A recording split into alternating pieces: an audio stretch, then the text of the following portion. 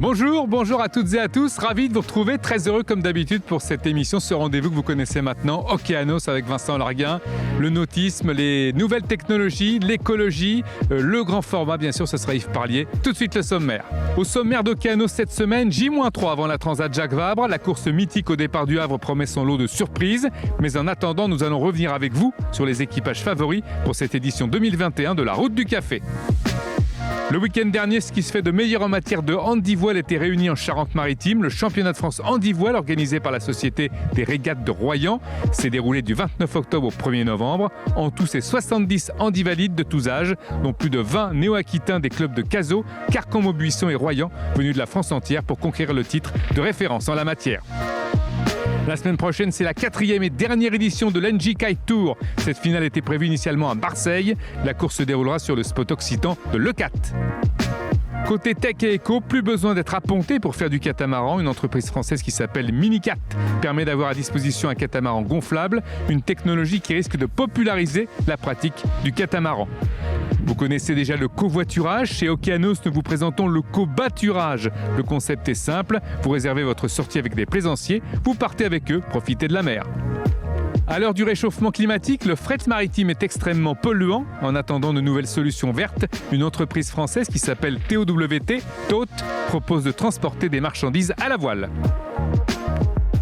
La Transat Jacques Vabre, vous le savez peut-être, c'est dans quelques jours. Nous allons revenir. Le grand format, vous en avez l'habitude maintenant sur Océanos. Nous revenons sur des champions, des personnalités du monde du nautisme. Et bien là, c'est un monstre, un extraterrestre, c'est son surnom, Yves Parlier.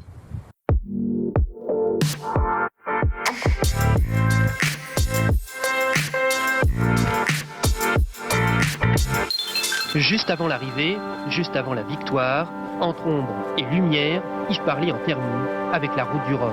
La victoire d'Yves dans la solitaire du Figaro révèle au public l'étoffe d'un grand navigateur. Je m'appelle Yves Parlier, j'ai un passé d'ingénieur en matériaux composites, de créateur d'entreprise, mais surtout de navigateur, et je me suis beaucoup intéressé aux innovations, avec notamment un premier mât en fibre de carbone et puis ensuite un bateau Aquitaine Innovation qui travaillait à la fois sur les matériaux composites mais aussi sur l'électronique informatique au service de la gestion de l'énergie, du pilotage automatique.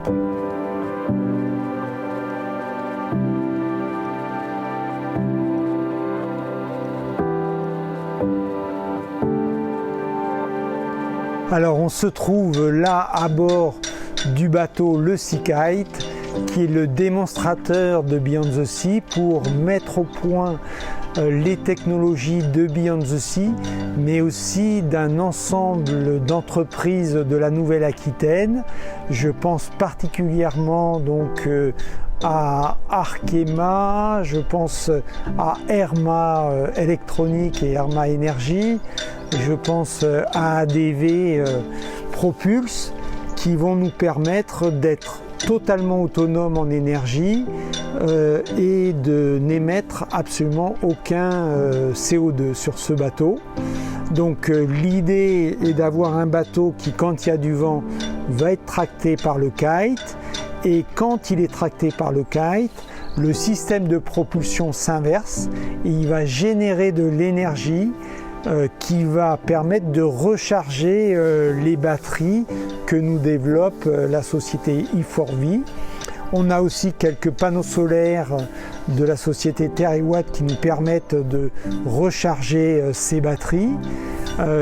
Donc les batteries permettent de piloter le kite, mais permettent aussi d'entraîner les moteurs électriques s'il n'y a pas de vent.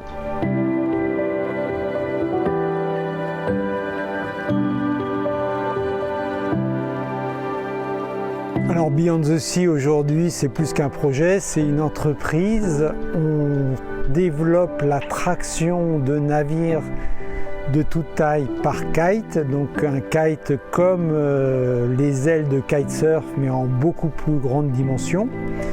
Donc on a des ailes qui sont autostables, le Liberty Kite, on a des ailes qui sont pilotables, le Seakite, Et donc c'est adapté le Liberty Kite pour des bateaux de plutôt petite taille, entre 4 et 25 mètres on va dire aujourd'hui. On a des ailes de 10, 20 et 40 mètres carrés.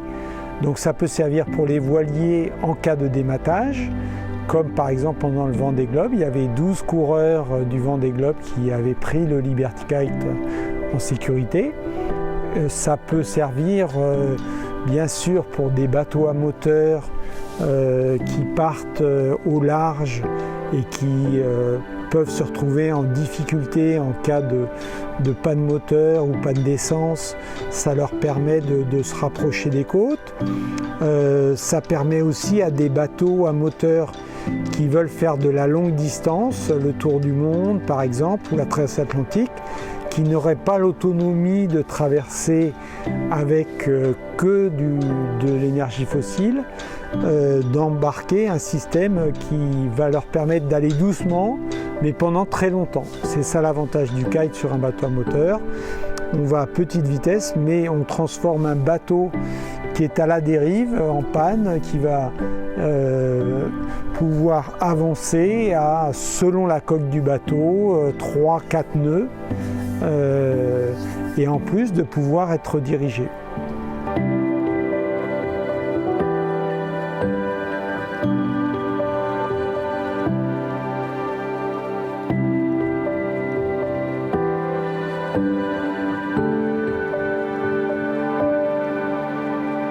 Sur mes tours du monde, j'ai été le premier à partir sans énergie fossile. Et sur un tour du monde, on est très économe. Et on est sur notre petit bateau. Et en fait, on réfléchit beaucoup à notre petite planète parce qu'on est au milieu des étoiles, au milieu des astres. Et on se dit, notre petite planète, on a un petit réservoir de pétrole et on est en train, en 100 ans, de épuiser ce petit réservoir. Et il faut absolument l'économiser et il ne faut absolument pas le brûler puisque dans notre toute petite couche fine d'atmosphère, tous nos gaz d'échappement, ça fait comme une bulle de plastique et la Terre chauffe par effet de serre. Donc en 100 ans, les bateaux à voile qui ont été poussés par le vent depuis des millénaires, ils ont complètement oublié le vent. Et à 98%, ils utilisent le pétrole. Et je me suis dit, mais bon, mon métier, moi, c'est de faire avancer les bateaux avec le vent. Qu'est-ce que je peux faire pour que les marins qui utilisent aujourd'hui le pétrole réutilisent le vent pour faire avancer leurs bateaux? C'est une énergie absolument colossale, formidable. Aujourd'hui, les bateaux à voile de course, ils vont plus vite que les cargos. À partir de là, avec mon équipe, on a réfléchi et on a vu que le kite, c'était ce qui était le plus simple à installer sur les 90 000 bateaux de marine marchande qui existent à travers le monde. Et sur n'importe quel bateau, le kite va savoir le tirer. Si vous voulez faire un bateau avec un mât et des voiles, là il faut vraiment faire un bateau spécial. Ça coûterait trop cher de transformer un bateau existant. Et donc c'est comme ça que Beyond the Sea est parti. De cette idée-là, de décarboner la flotte mondiale au niveau maritime.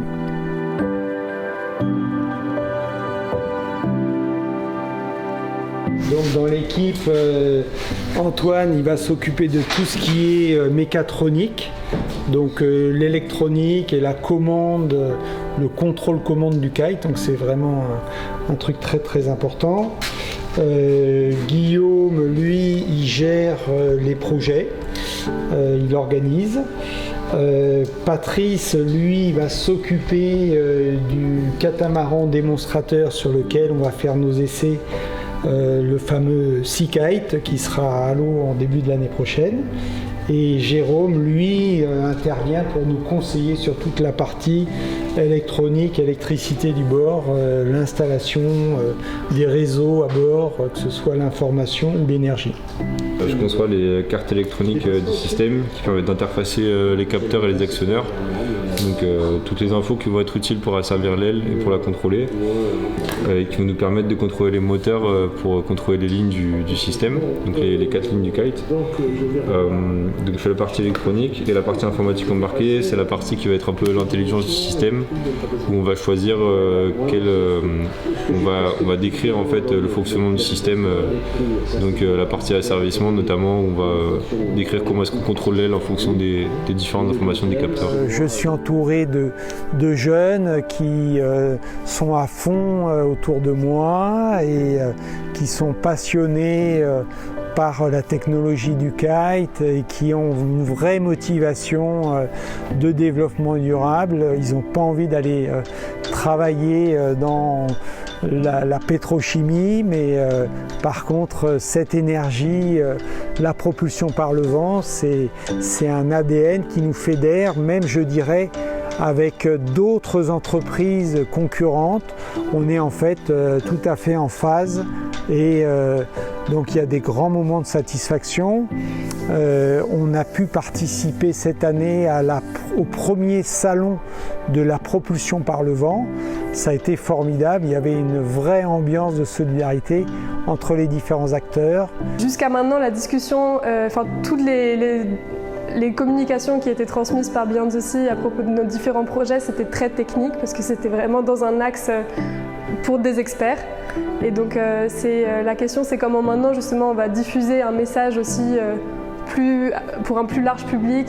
Et donc on réfléchit à différents moyens de transmettre ce message-là et donc à travers justement changer notre image de marque qui est pour l'instant très sérieuse et très technique, mais on propose une innovation durable qui va impacter les gens sur le long terme. Donc la question, c'est comment on transmet ce message-là. Et donc notre idée, c'est aussi justement d'avoir un impact sur le grand public parce que ça les intéresse aussi, même si ça ne les touche pas directement, que ce n'est pas eux qui vont utiliser notre SeaKite et nos technologies, mais c'est pour eux qu'on le fait aussi parce que ces porte-conteneurs, c'est nos objets du quotidien qui sont dedans.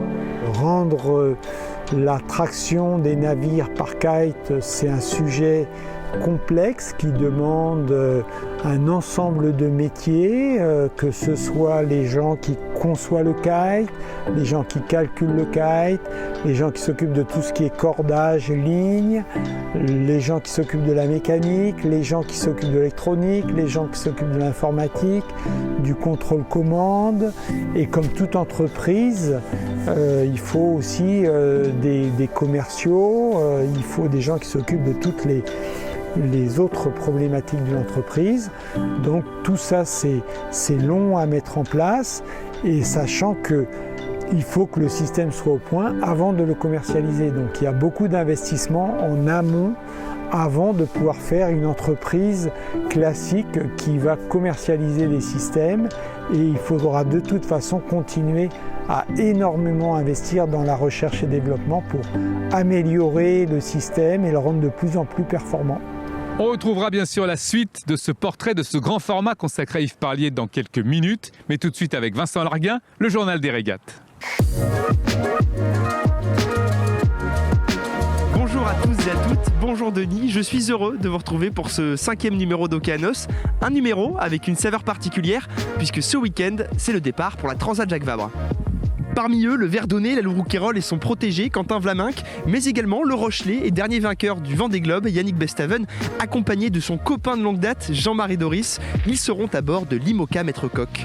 Mais encore, Aymeric Chapelier et Sam Goodchild en multi-50. L'appareillage des concurrents prendra fin avec les ultimes à 11h16 précise pour une course dont l'heure de départ sera donnée à 13h27. Pour la première étape de cette Jacques Vabre, selon les conditions météo, les skippers devront quitter la Manche, soit en allant chercher les côtes anglaises, soit en rasant la pointe du Cotentin. Après une 3e étape réussie à Arcachon, c'est le tour de l'E4 de recevoir le NJ Kite Tour. La grande étape de ce circuit se déroulera le 12 et 14 novembre prochain. Au programme 3 jours de régate et de show devant la plage des Coussouls. Organisée par le Kitesurf Le4, cette 4e et dernière étape de la saison verra également l'entrée en lice du petit nouveau de la discipline, le wingfoil. Enfin, la Nouvelle-Aquitaine a eu la chance de recevoir cette année le championnat de France handi-voile. Ça se passait à Royan. En tout, c'est 70 handivalides de tous âges, dont plus de 20 néo-aquitains qui sont venus de toute la France pour conquérir le titre de référence en la matière. Cette compétition, organisée par la Société des régates de Royan, a été remportée par Gilles Guillon et Olivier Ducruy. Elle est surtout une compétition de haute volée et elle a été ouverte à tous les compétiteurs en situation de handicap, incluant les personnes à mobilité réduite, les malvoyants, les sourds et déficients de toute nature. Avec nous pour en parler, Brigitte Viau, présidente de la Ligue de voile et médecin régulateur handi. Brigitte, avec cette double casquette, racontez-nous comment se sont déroulés ces championnats de France à Royan. On était tous très contents parce que ça fait 2 ans qu'on n'avait pas régaté, donc ça a été les grandes retrouvailles et les grandes accolades entre guillemets après avoir mis un masque et identifié nos passes sanitaires. Mais c'était une très très très grande joie pour tous de pouvoir enfin se retrouver après 2 ans sans avoir rien fait pratiquement. Il y avait des jeunes même qui n'avaient pas navigué et qui ont été ravis de pouvoir renaviguer.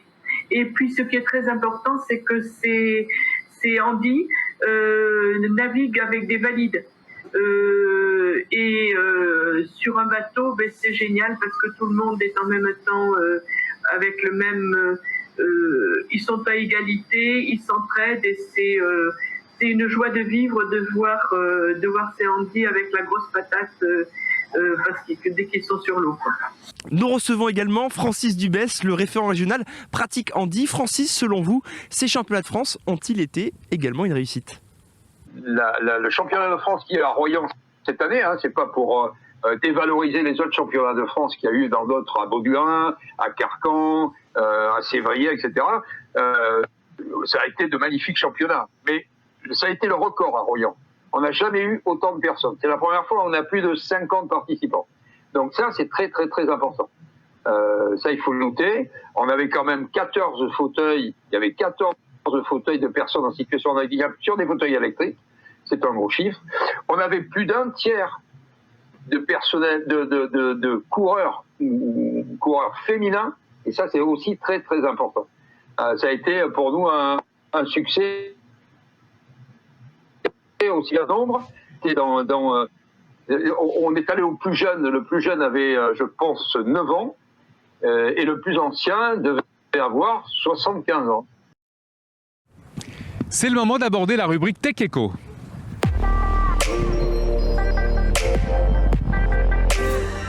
Dans certains ports français, il faut de 7 à 10 ans pour pouvoir avoir une place dans un port.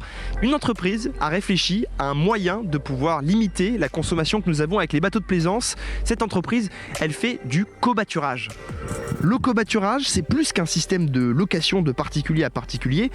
L'objectif de l'entreprise qui en est à l'origine est de rendre participative et collaborative la navigation.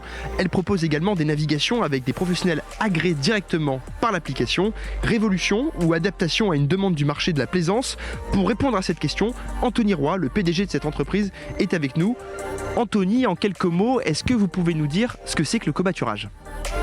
Alors c'est d'abord une marque dont on est propriétaire, donc Vageek SAS qui est la société d'exploitation éditrice de logiciels, applications et sites web est propriétaire, donc on est une marque et cette marque elle représente en fait un objectif qui est la démocratisation des activités nautiques au plus grand nombre.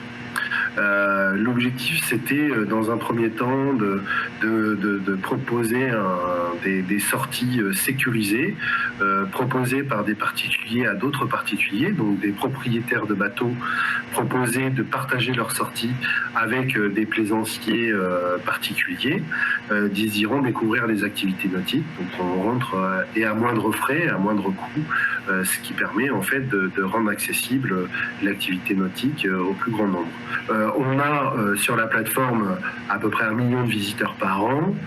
Ces visiteurs ne trouvent pas toujours les sorties qu'ils recherchent par localité ou par type de navigation ou type d'activité. Alors on a choisi de développer un marketplace nautique dédié aux professionnels où les professionnels du nautisme peuvent proposer leur activité nautique à notre communauté. Alors, c'est là où on vient boucler la boucle de l'objectif de covoiturage, puisqu'en fait, la conavigation dans covoiturage va permettre de créer de la vocation ou de pouvoir partager des activités nautiques et les découvrir. Et puis, souvent, quand on découvre quelque chose qu'on aime, on a envie d'y retourner, on a envie de progresser, et là, à ce moment-là, on va aller faire appel, on va aller regarder un peu le marketplace nautique pour découvrir des activités un peu plus pointues, accompagnées. Si je prends une sortie en co-navigation sur un catamaran de 40 pieds, on va avoir, nous, sur notre plateforme, une sortie à 30 € qui est en co-navigation, et puis une sortie à 110, 150 € la journée par un professionnel. On voit l'écart.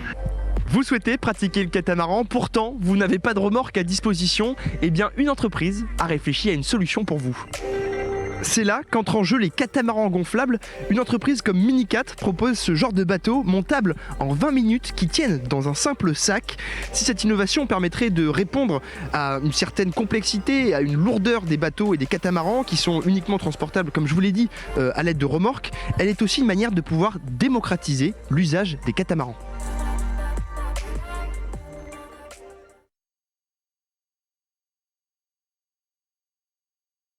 Preneur.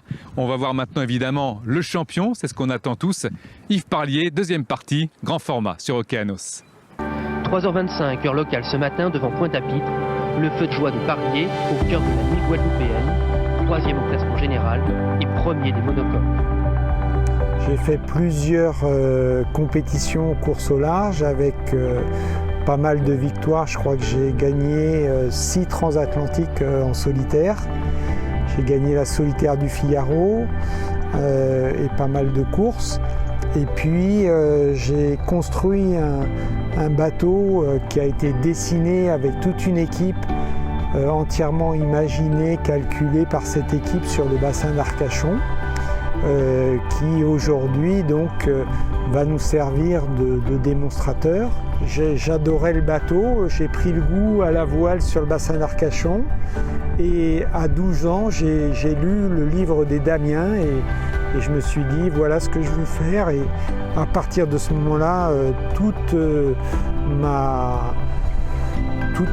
ce que je faisais allait dans cette direction-là, que ce soit des petites aventures que j'ai pu vivre sur un petit kayak que je me suis construit moi-même à partir du bois de la forêt d'à côté, que ce soit mes lectures, que ce soit des cours que je prenais sur la météo, sur la navigation astronomique, sur différents domaines, les matériaux, la construction.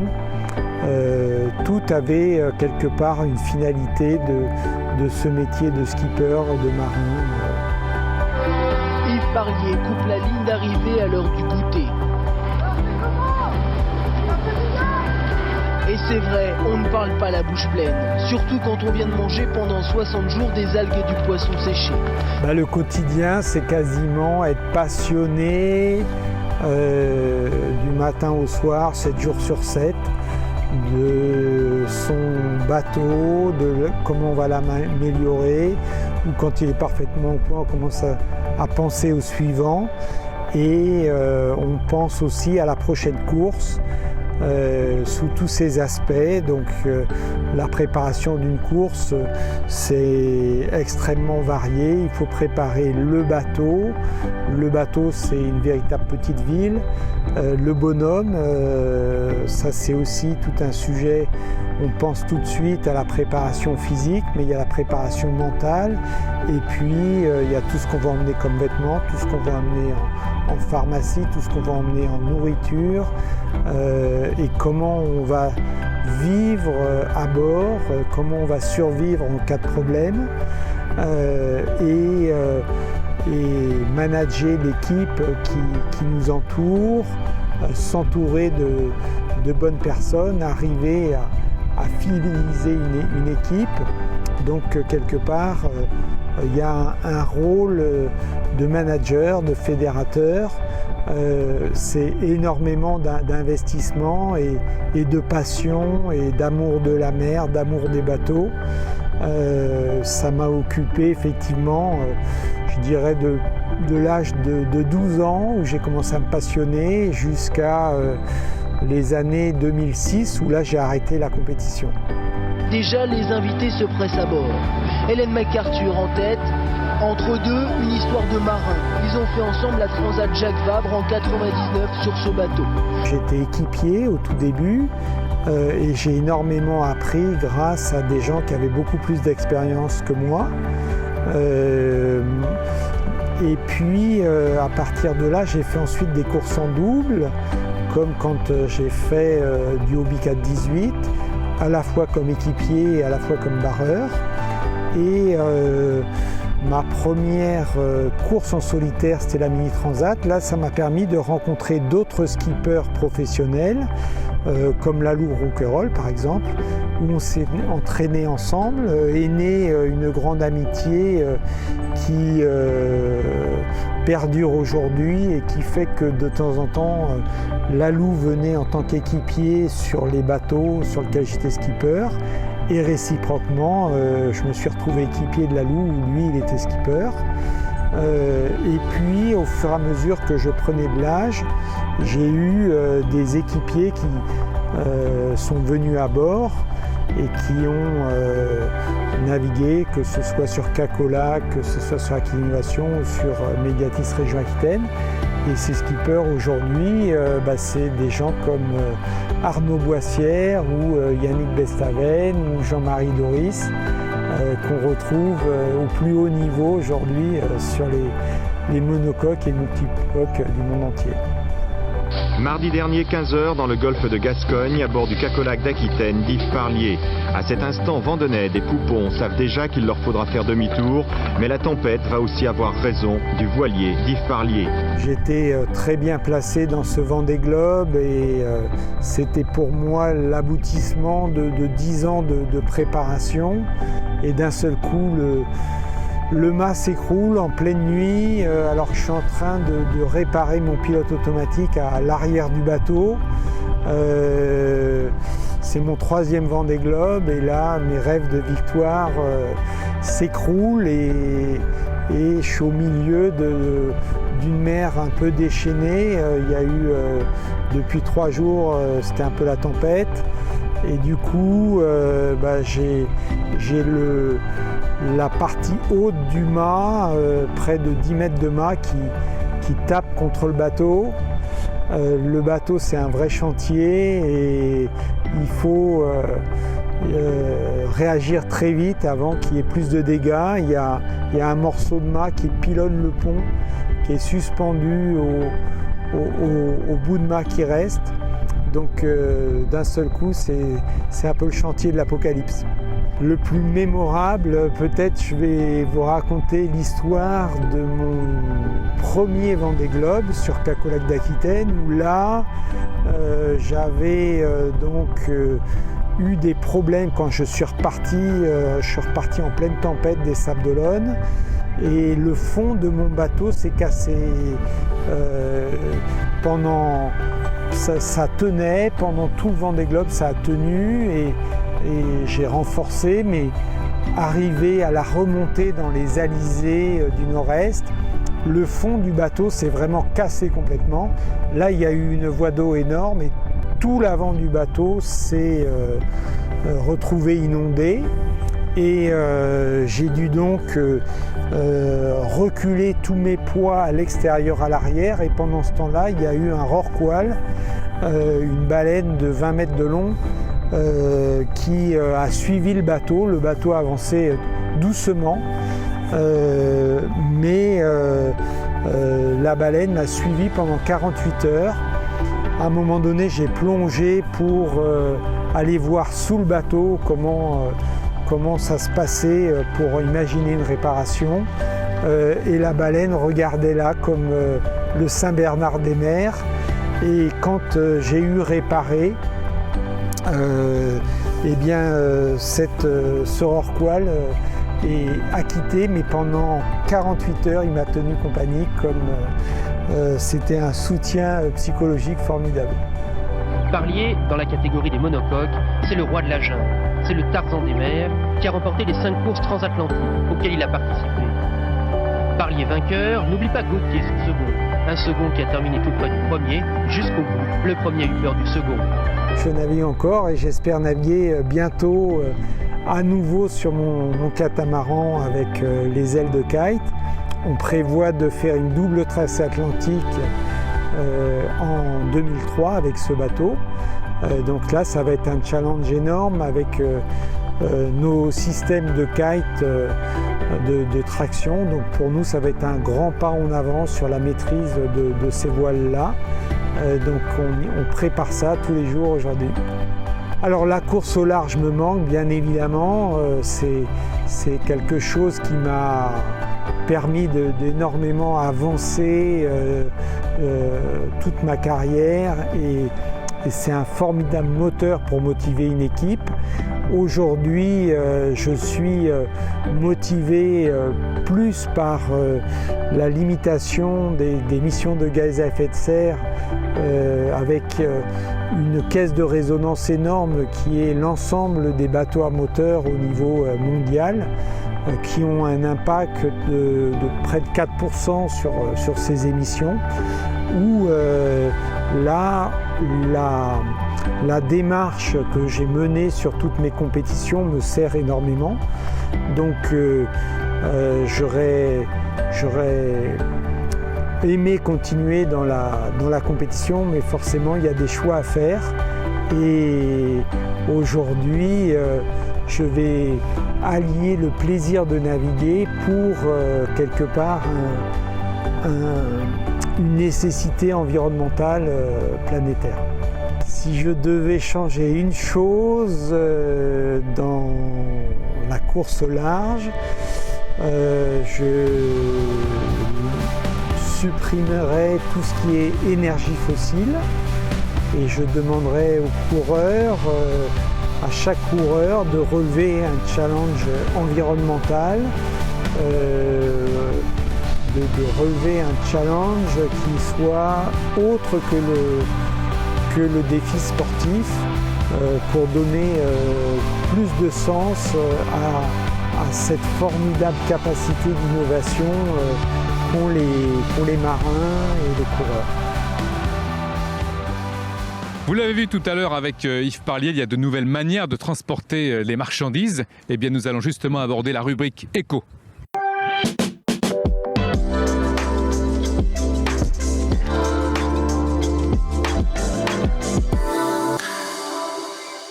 Le transport des marchandises que nous consommons est responsable d'environ 3% des émissions de gaz à effet de serre mondiales. Et si je vous disais qu'il y avait une entreprise qui avait réfléchi à ça et qui trouvait des solutions qui s'apparenteraient à des solutions d'antan, pourtant elles sont extrêmement efficaces. Si l'idée semble désuète, l'entreprise propose pourtant une approche entrepreneuriale puisque les trajets restent commercialement rentables. Pour ce faire, les voiliers utilisés sont à la pointe de la technologie pour tirer le meilleur parti de l'énergie vélique. Si le transport maritime n'est pas encore la norme, il pourrait le devenir grâce à des idées comme celle-ci. C'est fini pour cette semaine, mais on se retrouve très vite, évidemment, la semaine prochaine. Vous pouvez retrouver Okeanos sur Okeanos officiel, notamment sur Instagram et sur nos réseaux.